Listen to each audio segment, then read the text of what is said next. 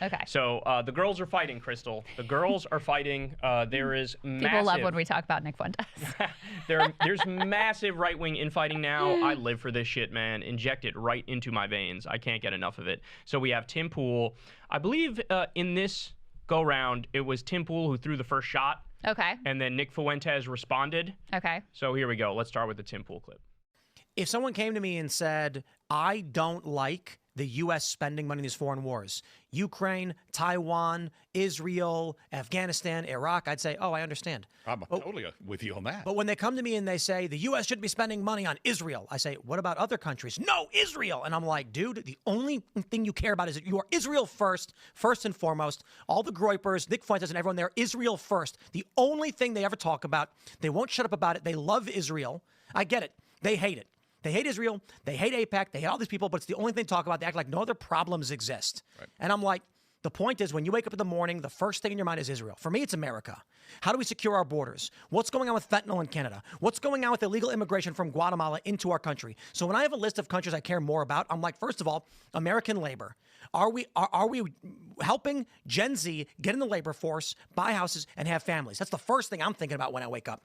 How do we build culture among Americans? How do we get people to be moralistic in our country? Then I'm worried about Mexico. They got cartels. They're shoveling drugs up to our country. Our borders insecure. Then I'm concerned about Guatemala. Then I'm concerned about El Salvador. Then I'm concerned about Honduras. Then Brazil. And at some point down the list, I'm like, there's Israel. But these people wake up every day bashing their faces against the wall, screaming the word Israel. And I'm like, you are Israel first. And I hope you hear me. Clearly, they're definitely focused on Israel far more than they are on the U.S. Yep. And that's why when they said they would vote for Joe Biden over Donald Trump, I said, that is a person who would burn this country to the ground because they care more about Israel. They hate Israel, but Israel matters so much more to them. They would see America burn if it meant bad things happen to Israel. Cutting your nose to spite your face, yeah. I don't know why you care so much. And they live in these crazy worlds where Israel's the most important country on the planet. And I'm telling you, it is fascinating how they think Israel controls the weather. I like the amount of, it's not even a joke. I know, it's obvious that Ian controls the weather, not Israel. The amount of crazy conspiracies they think, they believe that Israel controls everything, is this secret cabal of Jews that are running the whole world. And I'm like, that is Israel's first you can get. They hate America, and they only care about Israel. It's the only thing they focus on. All right, so what do you think about that one? Well, I mean, Fuentes is an easy target because he actually is like an anti-Semite. So although he's an open Nazi, he's open about it. Yeah, I mean, Tim Pool is too much of a coward to actually just come out and say that. So he has to hint around, oh, they think these like Jews run the world, et cetera, et cetera. So he can't just like come out and say that, you know. But if you take Nick Fuentes out of this, the argument that he makes here of, I don't know why they care about Israel so much, drives me fucking insane. Insane. They are using our tax dollars to murder babies. They're using our diplomatic cover to enable a genocide. Like destroy international law completely. Like, if you aren't concerned about that and you don't think that that has consequences far beyond Gaza, not as if that wouldn't be enough, but I truly believe like the future of humanity is on the line right now, in the same way that the future of humanity was on the line during the Holocaust. If there is not an end and dramatic consequences and accountability for the criminals who perpetrated this genocide and ethnic cleansing, there will be no going back to a time where there is anything governing the world order other than barbarism, other than, you said it to me, the Game of Thrones thing, power is power. If you've got the guns and you've got the money, you can do whatever the fuck you want. And it doesn't matter that it's babies or women or starvation or war. It doesn't matter. That's what's on the line here. So yes, Fuentes is an easy target because yes, his ideology revolves around like anti-Semitism and some like, you know, he's a Nazi and theories about Jews running the world, whatever. But if you take the argument that no one should care, no one should wake up in the morning thinking about babies who are being murdered in Gaza, even though that's being done in our name with our tax dollars, like it's just, to me, it's a preposterous and immoral argument to make. By the way, you could tell that Tim Pool has been schmoozing with Benjamin Netanyahu. Remember that? He was invited to the White House and Benjamin Netanyahu was there. And him and Dave Rubin and like a handful of others. It's like, Tim, why do you think you were invited to that meeting? Right. Dave Rubin is there with you. Gee, what's very commonly known about Dave Rubin? He's one of the biggest Israel dick suckers, no pun intended, because he's gay, in the country. We all know you say that about anyone, gay, straight, regardless of their sexual orientation. True. So, but male, female, doesn't matter. But like you were invited to that room for a reason, Tim.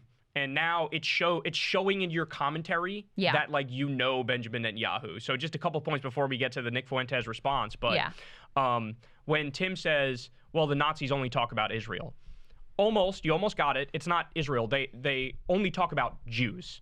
All they do is talk about Jews. That part is true. But the thing that Tim said was, oh, here's a list of the countries that I think wake up and America is number one, and then I think about all these other countries. And he basically said, like, Israel's at the bottom of the list.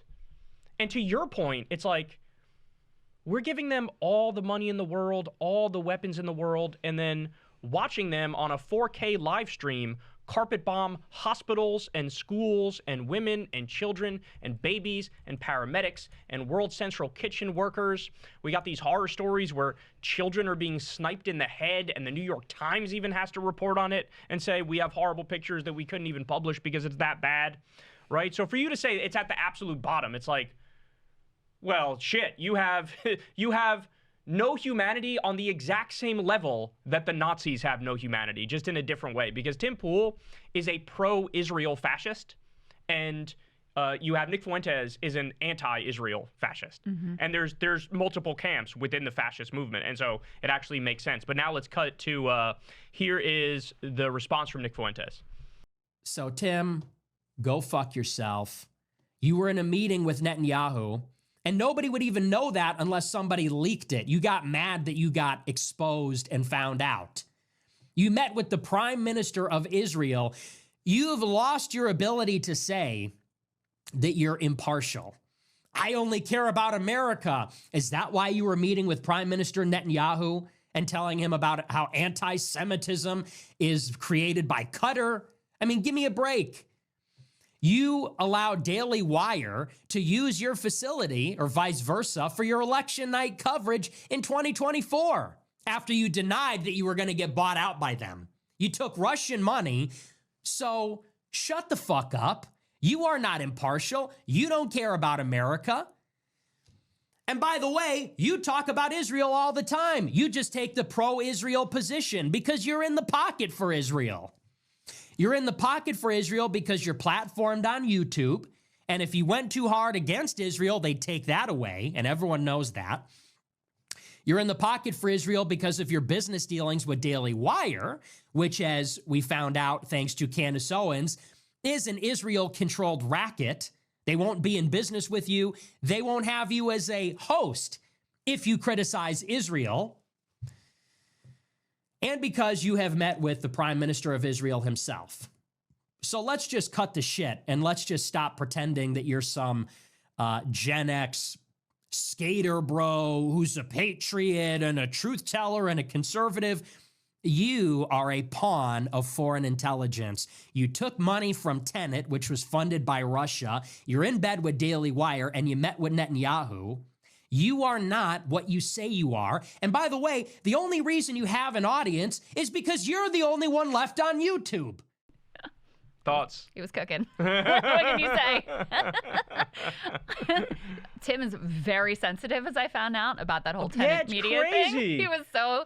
He brought that up when Cenk was on with him. Even if you describe it, as every time I've talked about it, I've given the exact chain of events with all of his caveats and hedges. Yeah. And he still gets his panties in a bunch.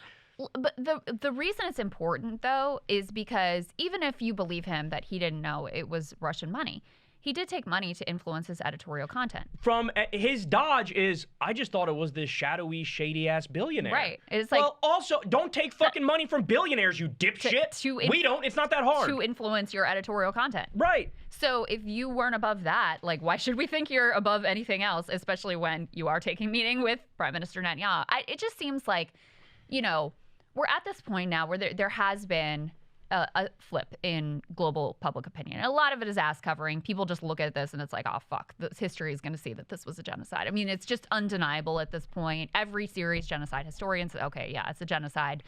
Even Israeli scholars at this point, okay, yeah, it's a genocide. Piers Morgan is like, okay, you know what, Mehdi? You were right. It's a genocide.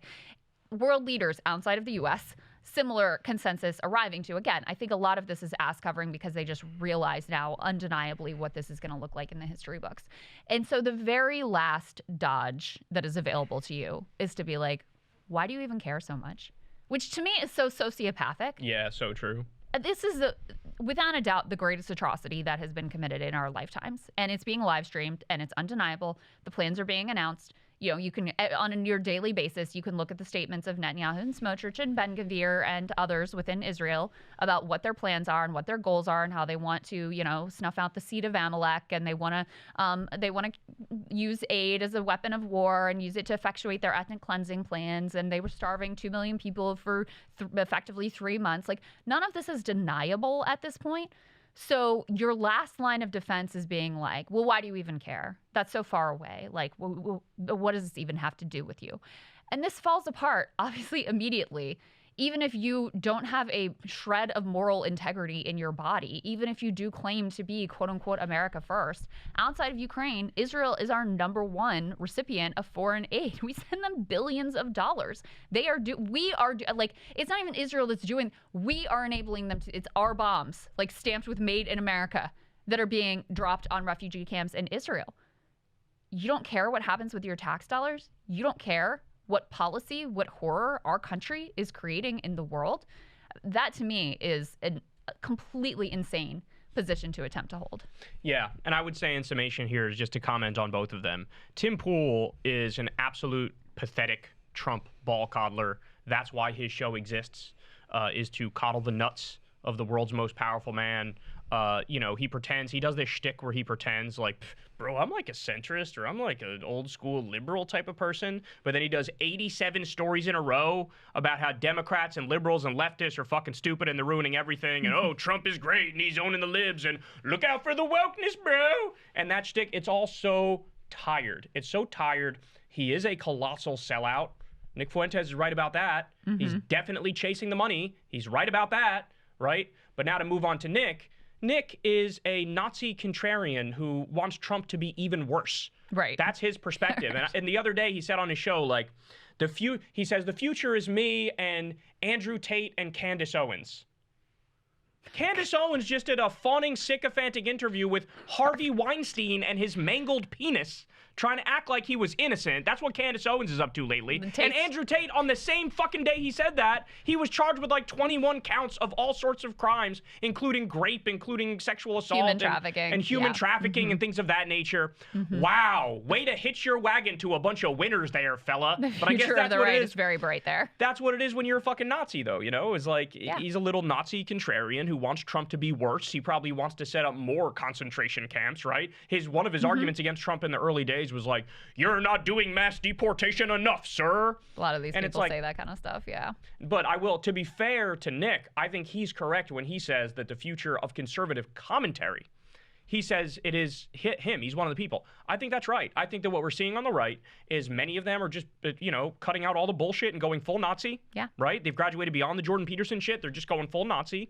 And then the ones who don't do that are the low IQ, Kool-Aid drinking Trump cultists who will go listen to Asmund Gold giggle as he sits in his own filth with the dead rat in the background and talk about, Trump's base, bro. We own the libs, bro. Yeah. So those are the camps. It's like the or super like low the, IQ. Trump gets pussy. That's why I like him. Like well, that that's level, Andrew Schultz. That's the Rogan sphere. The Rogan sphere likes Trump for that level of reason. analysis. I'm not talking about the people true. especially, but that level of analysis that's just like vibe based. Like, oh, well, they seem cool. So, and they let me say that like pussy and retard. So I like them. Yeah. So in summation, fuck both these guys, but let them fight.